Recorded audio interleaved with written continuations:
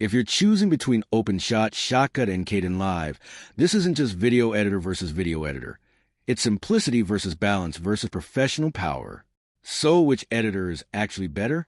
Let's break it down. Openshot is the easiest of three. It's designed for beginners, with a very simple drag-and-drop interface that makes basic editing easy to learn. For quick YouTube clips, school projects, or simple social media edits, it works surprisingly well. But here's the catch. Performance and stability can become a problem on larger projects, and advanced editing tools are limited. Shotcut sits in the middle. It's more powerful and customizable than Openshot, while still remaining fairly lightweight and free.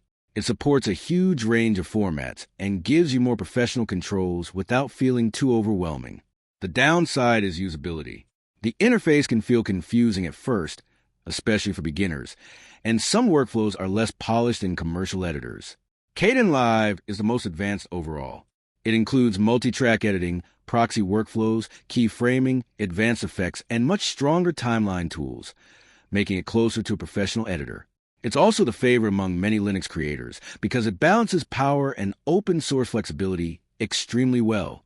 But here's the catch.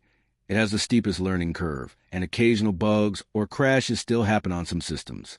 So the real difference is this. Openshot is for beginners, Shotcut is for balanced everyday editing, and Kdenlive is for serious editing workflows. So which editor is better? Choose Openshot if you want the easiest editor for basic projects. Choose Shotcut if you want a balanced free editor with more features and flexibility. Choose Kdenlive if you want the most powerful open source editor for serious video work. Thanks for watching. Don't forget to like and subscribe for more videos.